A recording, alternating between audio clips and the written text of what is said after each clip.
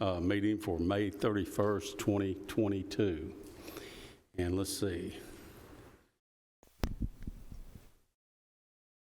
We do have a quorum, so I don't think we need to call roll. First order of business, however, is to approve the minutes for May 16th, and I'm going to call on our Vice Chairman, Commissioner Gooch.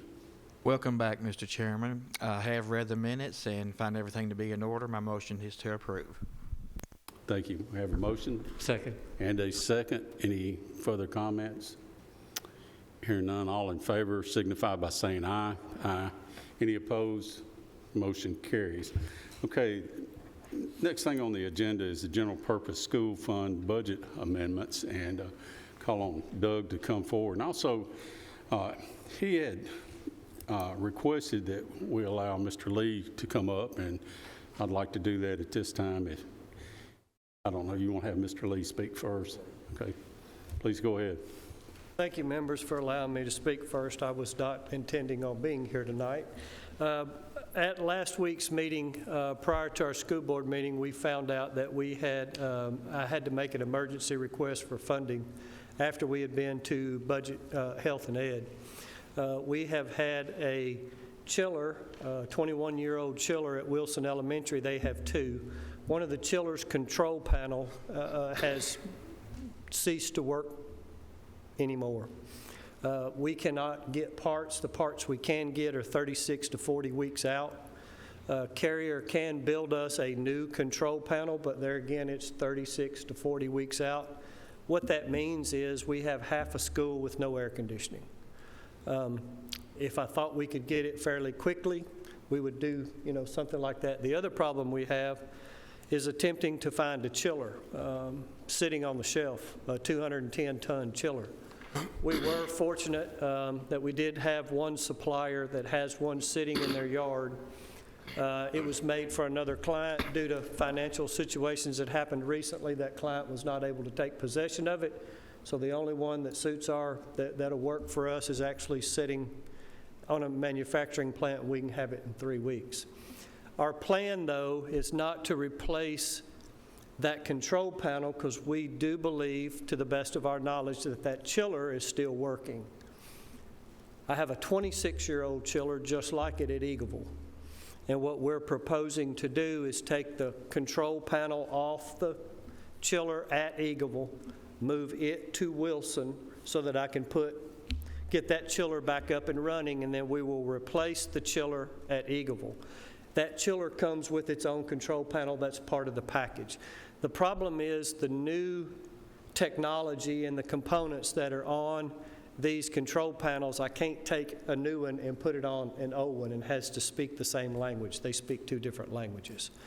So we made an emergency request to the school board. They have authorized us not to exceed $350,000, and that was based on a couple of quotes that we already had in hand, budget-wise, because I don't like to come into meetings without having some kind of idea in mind.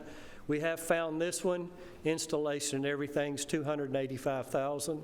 I've got our name sitting on it, and we're going forward. I've got things in progress, and unfortunately, we don't have any other option. I do not feel it's prudent to replace a 21-year-old chiller when I got a 26-year-old chiller sitting over there that could.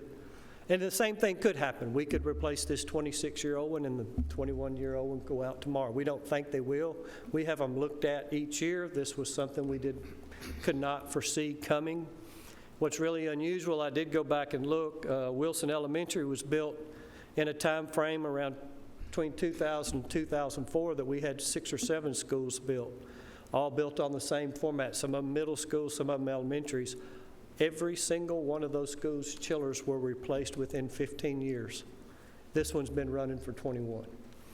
If we could get the components, I'd recommend rebuilding it and try and get out another year, but we cannot get those components, and we cannot operate school with half the air conditioning. So Doug's got the financials. We're looking at the 177 fund to fund it. We're not asking for any additional dollars. We're asking to shift some money around, and I'll leave that part to Mr. Beaudry, but he did want me to come explain that tonight. And if anybody has any questions on that, I'll be glad to answer them. No questions from the committee. I want to say I appreciate you coming and bringing this to our attention. We don't need to vote on anything here tonight. This is something that they're taking care of. But in light of some of the money that we've moved for capital projects, I've been hearing that the city school board's not necessarily happy with that, but as you can see, we have a need for this. And the only question I have is, if you take the controller from Eagleville, was it already scheduled to be changed out at this time, or when? I have Eagleville scheduled. I had Eagleville for next year and Wilson for next year as well. It just got to us a year sooner than we thought. But you'll be able to get the one replaced at Eagleville. Yes, I'm going to go ahead and I'm going to leapfrog Wilson to Eagleville because it is an older chiller. Replace it completely, chiller and controller. And I'm going to take the controller off the one at Eagleville to operate the one at Wilson. But you'll be starting the one in Eagleville pretty soon. If this goes through, I've got Rutherford County's name on the chiller, and they say they can have it to us in 3 weeks. So as soon as it gets here, we'll go to work. I just didn't want Pettis Reed calling me saying, hey, man. I understand. I know I would be calling him if it was reversed. Any other questions from the committee for Mr. Lee? If not, thank you, sir. Thank y'all. Okay, Doug.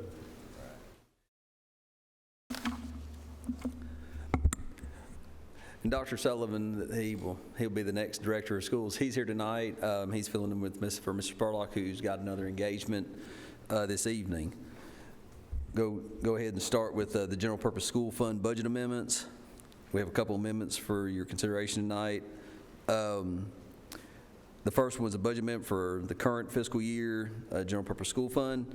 This budget amendment cleans up both revenue and expenditure line items at the end of the fiscal year approaches.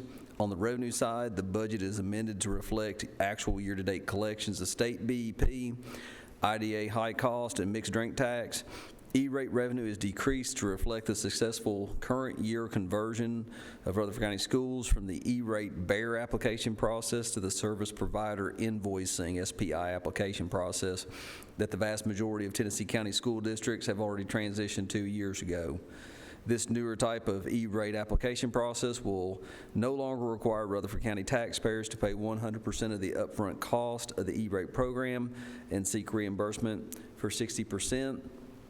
On the back end, thus saving the county in administration work and cash flow and money.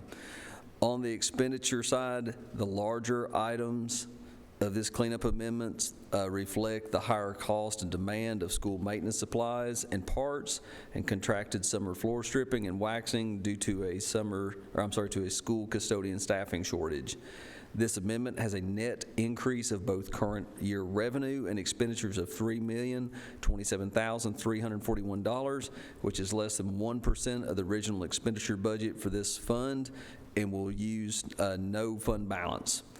Recommended motion to amend Fund 141 to clean up revenue expenditure line items for a net increase of $3,027,341 for both revenue and expenditure budget line items. Motion to approve is presented. I have a motion. Do I hear a second? And a second. Is there any discussion? Hearing none, call roll. Commissioner Allen? Yes. Commissioner Dodd? Yes. Commissioner Gooch? Yes. Mr. Johnson? Yes. Commissioner Stevens? Yes. Commissioner P? Yes, motion carries. Thank you. Next item is the number 3, Centralized Cafeteria Fund Budget Amendment. This Centralized Cafeteria Fund fiscal year 21-22 amendment budgets for additional cafeteria salary expenses and food costs to support the Rutherford County Schools summer learning camps, as well as to provide a temporary $3 per hour pay increase for hourly school nutrition department employees that work during the month of June 2022 in order to cover the food service staffing needs for the Rutherford County Schools summer learning camps. This pay incentive recognizes the great need for adequate staffing for school nutrition operations during the month of June 2022, and the fact that our 10-month hourly cafeteria employees do not normally report to work to serve meals in the month of June. The funding for this one-time hourly increase will be provided by additional federal USDA Seamless Summer funding. Note, and this end of this motion was for the school board. Of course, I bring this to you just for your attention. Note, while not included in this current year budget amendment, it is requested that the board authorize this temporary $3 per hour pay increase for school nutrition staff working during the month of July 2022 for summer feeding programs, and this budgeted expense will be included in the proposed 22-23 school nutrition fund budget, which it was. Recommended motion to approve the fiscal year 21-22 Fund 143 budget amendment of $923,528 increase in both current year revenues and expenditures for the additional cost for food service for the Rutherford County School Learning Camp, and to authorize a temporary $3 per hour pay increase for the month of June 2022 and July 2022 to RCS Nutrition, the Rutherford County School Nutrition Department, hourly employees to support the food service staffing needs for the RCS summer learning camps. Cost for July 2022 temporary pay increase will be included in the proposed 22-23 school nutrition fund budget budget. Motion to approve. I have a motion and a second. Are there any further questions for Mr. Beaudry? Hearing none, call roll, please. Commissioner Allen? Yes. Commissioner Dodd? Yes. Commissioner Gooch? Yes. Commissioner Johnson? Yes. Commissioner Stevens? Yes. Commissioner P? Yes, motion carries. Thank you. Okay, next is Centralized Cafeteria Fund. Yes, sir. You have before you is the fiscal year 22-23 proposed budget for the Centralized Cafeteria Fund. This is the exact same budget that was proposed to the Joint Health and Ed meeting last Tuesday night. I'll just give the summary of it.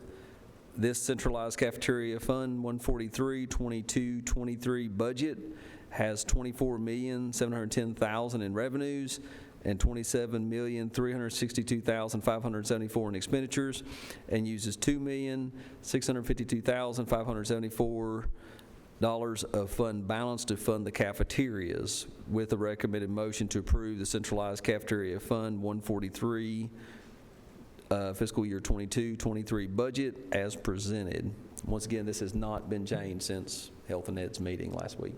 Motion to approve. I have a motion and a second. So, just a quick question. Aren't there some limitations on how much money you can actually have in that fund from the state? It's from the federal government. The federal government only allows an LEA to carry a maximum fund balance of equivalent of 3 months of operating expenditures, the average of 3 months of operating expenditures in that fund balance, unless you have a plan to spend that money down. We will finish this fiscal year with a good fund balance.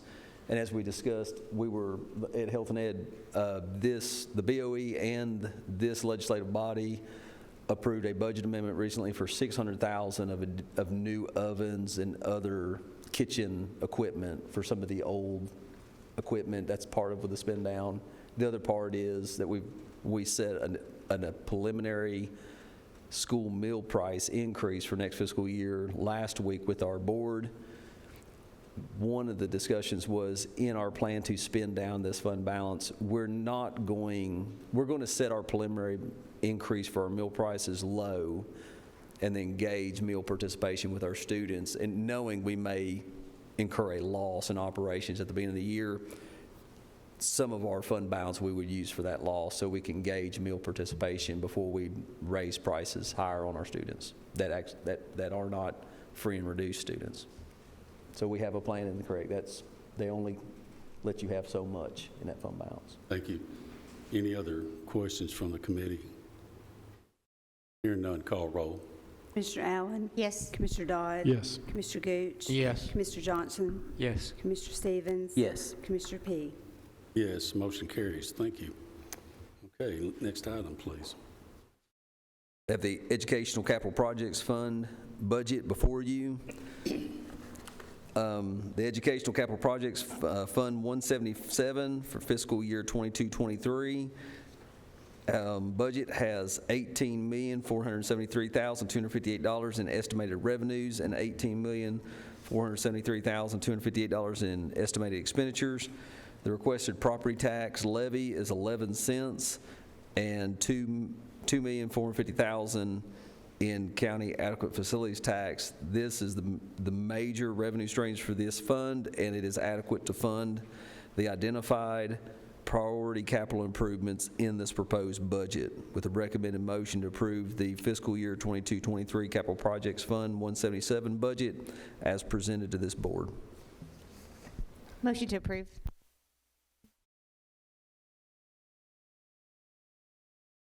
A motion and a second. I'll just remind our audience at home, this is something we've looked over. I think this is third time up. So if you see a lack of questions, most of our questions have been answered. But having said that, are there any other comments from the committee? Hear none, call roll.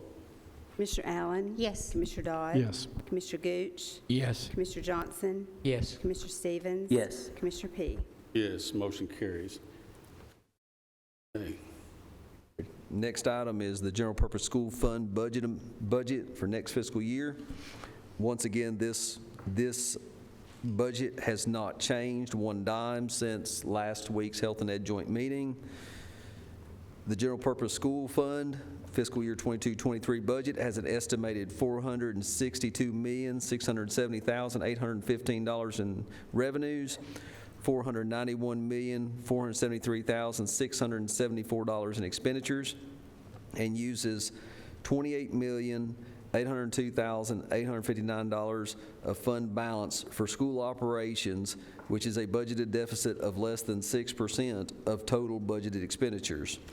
This proposed expenditures budget provides funding for a 5% pay increase for all RCS certified and classified employees and a 3% increase for RCS bus contractors, as well as the addition of 182 full-time equivalent positions needed to provide education services in the fastest growing LEA in the state of Tennessee. Recommended motion was to approve the fiscal year 22-23 General Purpose School Fund 141 expenditure budget as presented. Motion to approve. Okay, I also have a motion. Do I hear a second? Second. Motion and a second. Any questions or discussion? Call roll, please. Commissioner Allen? Yes. Commissioner Dodd? Yes. Commissioner Gooch? Yes. Commissioner Johnson? Yes. Commissioner Stevens? Yes. Commissioner P? Yes, motion carries. Thank you, Doug. And Mr. Sullivan, welcome. Right. Next is item 5, review other budgets as necessary. Lisa, do you want to bring up anything right now? I am going to mention what I told you I'd bring up on the other business. Good.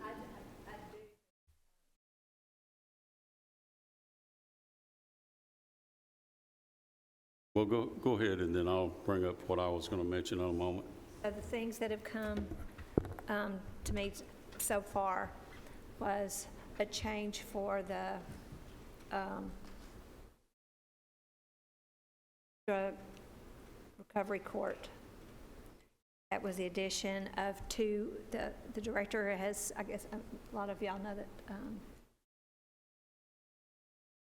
other job, and in speaking with Sonia and the mayor, I think that they like to change their request going forward, and that's the addition of 2 additional staff members and then a promotion. That's one. A second is back to on building maintenance. and we have not talked, but I know that there's discussion as far as either asking for additional staff members or this other be a request. That's correct.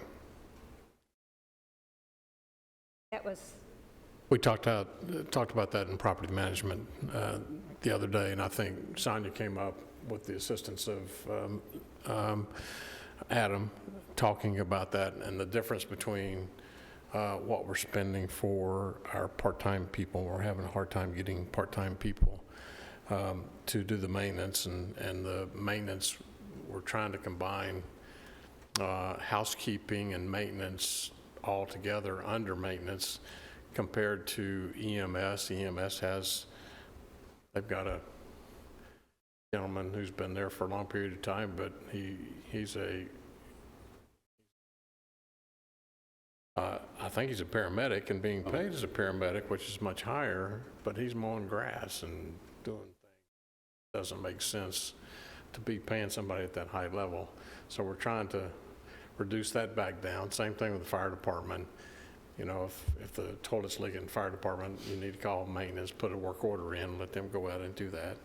And then housekeeping for all the buildings that we have taken on, and the new ones that are under construction will be taken on. Felt like that it was best to go to a third-party service, and I think that they have interviewed, I think, Sonia, you walked with them as they made their rounds to all the buildings.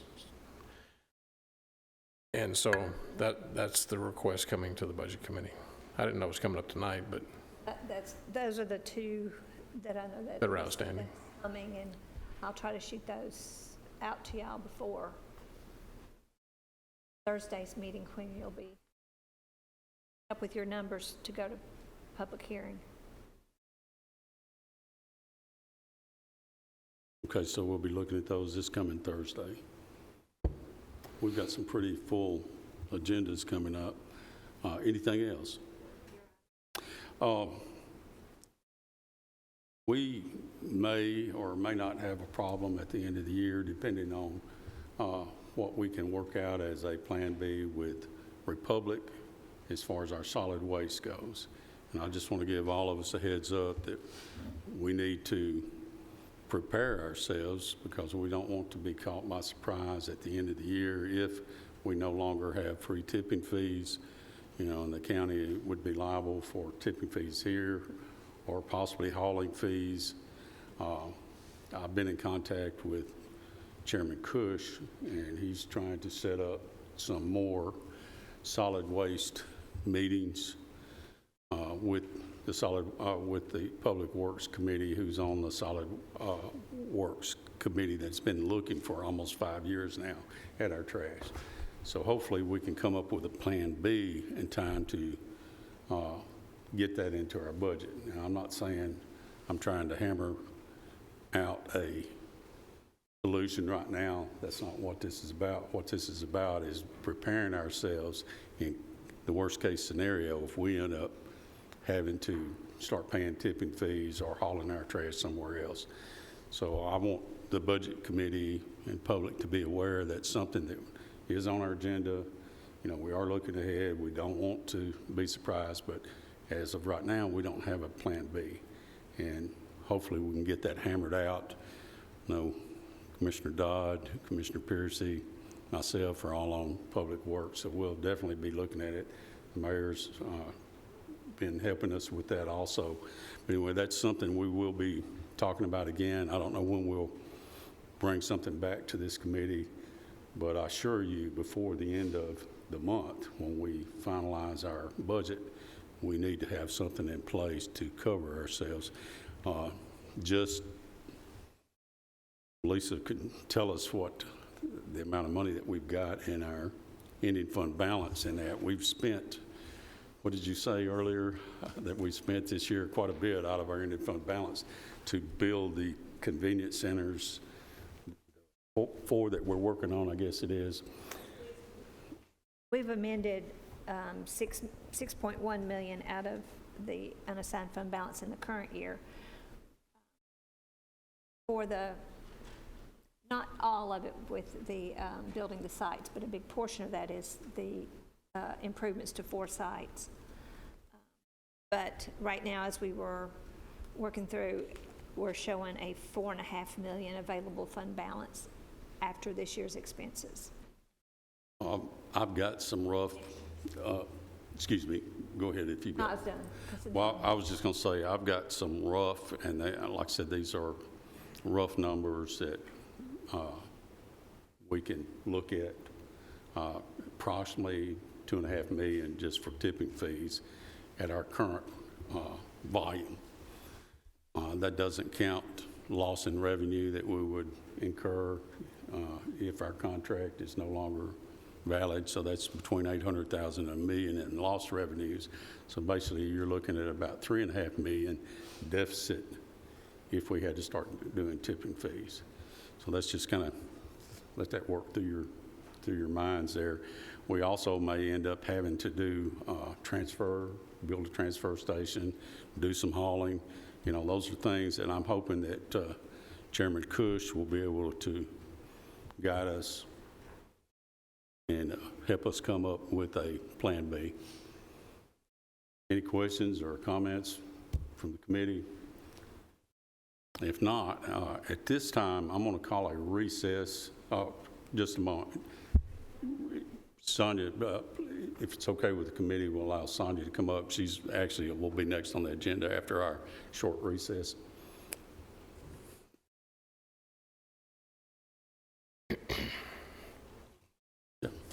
So in preparation for the budgets that you're going to have to consider, met with Lisa and the mayor and I met just listening to all the budgets being presented, listening to public safety last week, the sheriff's presentation.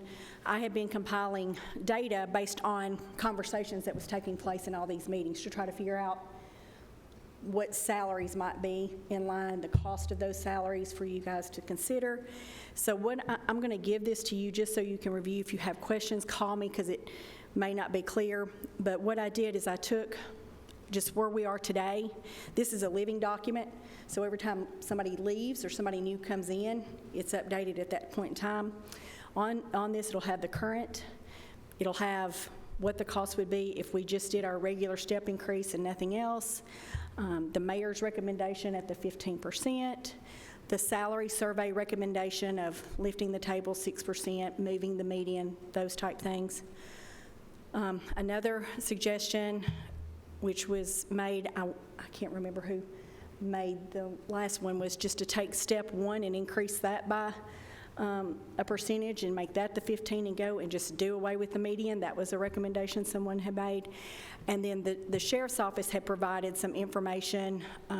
One was a survey table from Montgomery, Alabama. I think it's the city of Montgomery from Alabama. I analyzed that. That's in the packet. But I also had come up with a pay plan. I believe it was Commissioner Gammon had said, you know, our officers, when they come in, and they want to know where they're going to be 10 years from now, and they ought to be able to look at the table and say, okay, I'm at step 1, so 1 year of service is step 1 and 10 years is 10.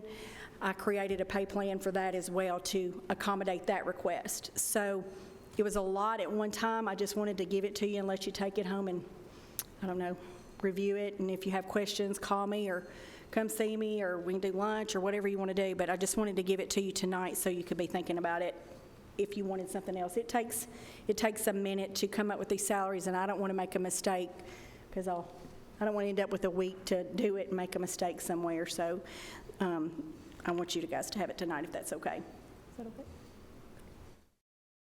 Thank you. Part of this request came out of public safety the other night. But one thing I want to point out that public safety didn't say, they didn't say who. Again, they didn't say exactly who would be looked at for receiving 15 versus 20% increases. But anyway, you'll see the numbers on here. So basically, we don't know if this goes to just our sheriff's department, say juvenile detention, the workhouse, and it doesn't go to fire EMS. She doesn't have that. I don't think you've had that direction given to you, have you? Well, one of the things that I did, and this is something that you have to consider, I did not, so listening to the sheriff's presentation in public safety, trying to think about the positions he has, one of the things on the sheriff's table, we'll call it the sheriff's table for, until we decide who's all going to be on it, is it's, in my mind, it wouldn't be my recommendation to take every single employee in the sheriff's office and put on their own pay table. And the reason why is they're administrative positions that are completed in other departments.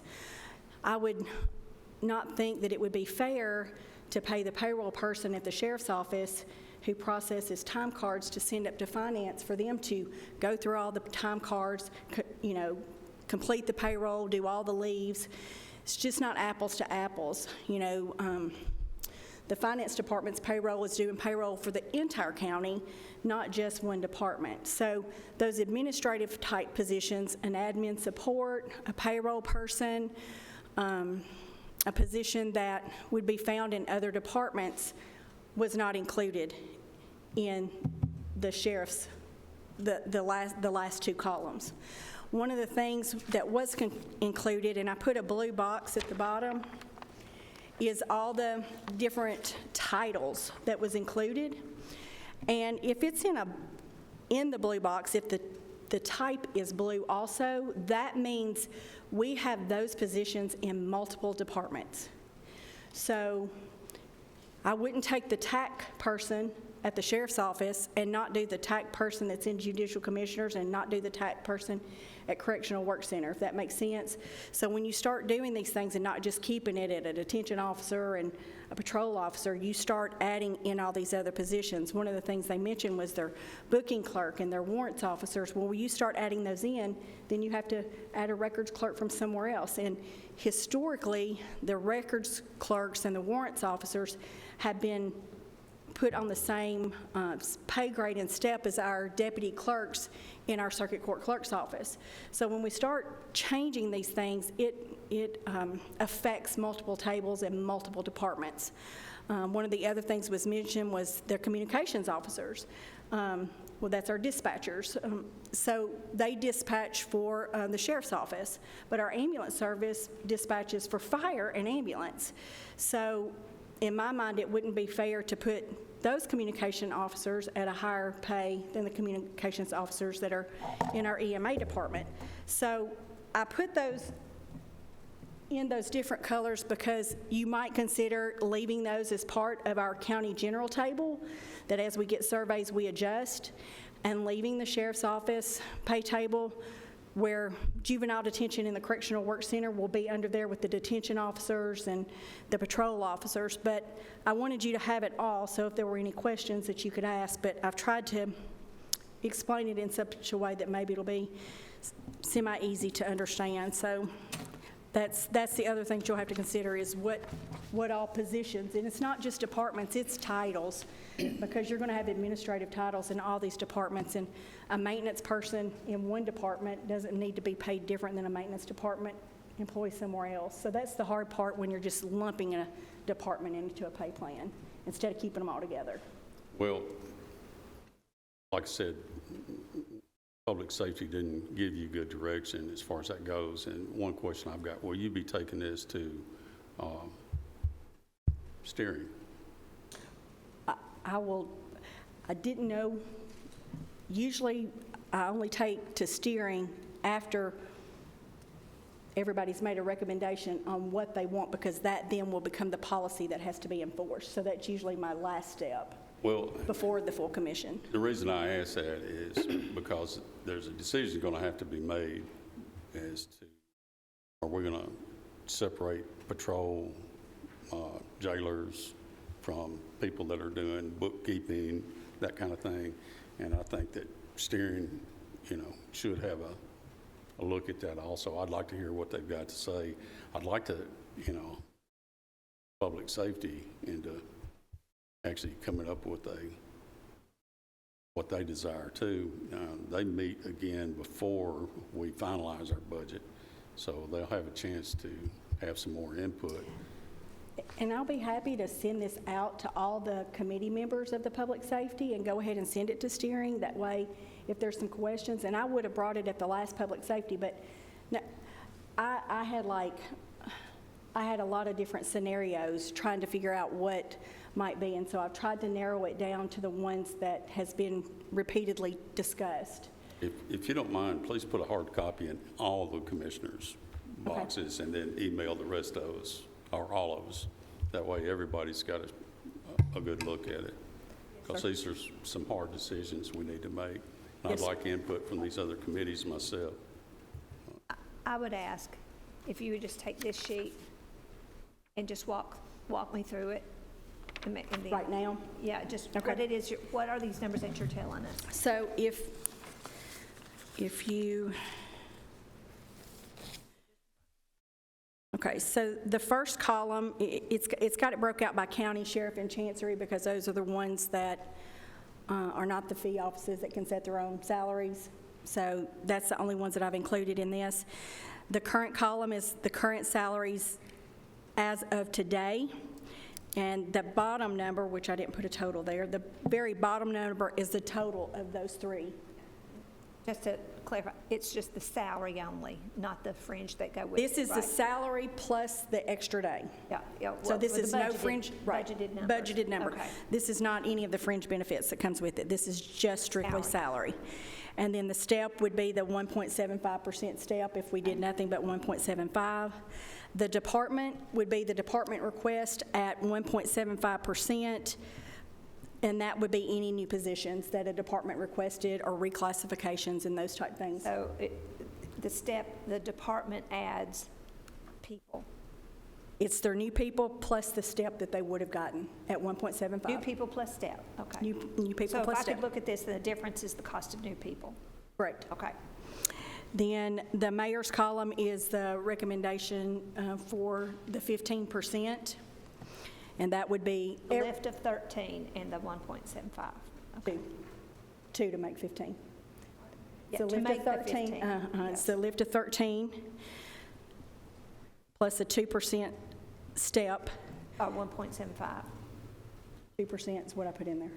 That's what this is at 2%, So the mayor is, at 15. Right? if you're doing what I've done, it is the 13 and the 1.75. The math on math makes 15. Okay, we'll look at that, but this is, Okay, I this just wanna column make is sure. 13 with 2% step. That's what it is. I redid it. It's the 13 with a table? 2%, yes. Okay. The whole table. All right, so that's, So that is that column, and that includes any new positions that's requested and anybody who would have been due a step. If somebody wasn't due a step, obviously, they're not going to get one. The next column with the salary survey, that is the 6% lift to the table, moving the median from step 11 to step 7, 2% between steps, and eliminating step 21, and just having 20 steps. And what I'll do is I'll update this and add headers, so that'll be a little bit easier for you instead of me sending this out this way. And then the step 1 lift is just, the step 1 would be at 13%, and every step after that is 2%. No median, no nothing. You just take the current day step 1 of every position, lift that 13%, and then put 2% in between steps for the 15. So anybody who's currently not an employee with us or has not due a step would get a 13%, and then anybody else would get the 15%, 13 plus the 2. And then the last two columns are the sheriff's examples that I gave you. If you'll look at the proposed sheriff's pay, it says 15%. Since everybody else was at a 15%, I did the 15%. And if they decide, you guys decide to do something different, I can change the percentage. But it literally takes, the first column is the sheriff's office with no experience credit. If they've got 20 years with the county, they go to step 20. If they got 10 years with the county, they go to step 10. And it's any of their full-time experience with the county would be included in that number, but no experience credit from other employers or anything, any other entities. The top of the sheet is the sheriff's current pay table, and then the one below it is the one that is proposed to implement this. The last one is the sheriff's office with experience credit. So if you leave them in their current step that they are today, and you put them on in the pay grade, the new pay grade, at their current step, then that would be with their experience credit from elsewhere.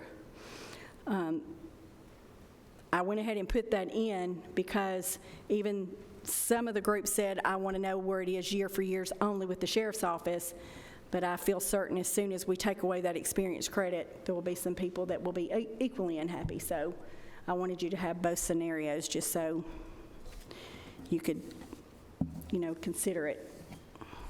And if there's, yes, sir? I'm sorry, if you did, You're good. do you have the scenario that Commissioner Gammon and I guess Sheriff Fitzhugh had talked about changing them separate from our pay schedule? Do you have any?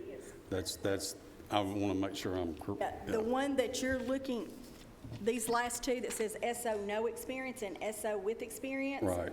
are those two scenarios. Okay. I just wanted to make sure that we were clear on what we were looking at there. What I did not calculate, which I said is this Montgomery City pay, if you take that pay plan that was presented, and I don't know that they talked about it a whole lot, but they gave it out to everyone in their packet, that pay plan cuts off at 15 years of experience. So that's your top out at 15 years of experience. In order to get those last three, the A, B, or C column, you either have to have an associate's, a bachelor's, or a master's. If you don't have those, then you top out at 15 and you don't go any further. If you have any of those degrees, then you go further. The other part that I noticed about it is our pay plan stays pretty consistent. It's based on the survey.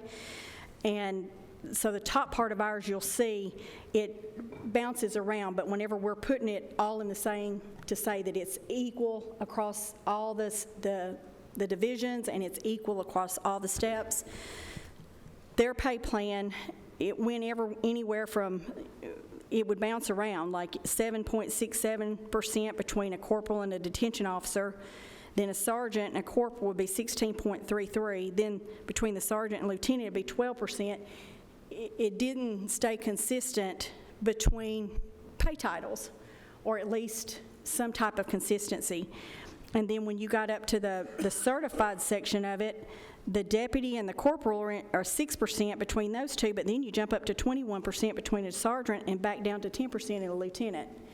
So I did not implement this in any way because the numbers were all across the board. At the bottom, they don't have equal percentage increases between their steps. So between a step 1 and a 2 is 3.53, then 3 is 3.41, and so on. You can see it as it goes out. So they don't have a regulated step as well either. So it was just too difficult for me to try to figure out how to implement that with our current population. And I just stuck with the scenario with them having their own table, steps 1 through 9, grades 1 through 9, broke out by certified and non-certified. Well, I think you can see why I'm asking for input from our other committees and fellow commissioners.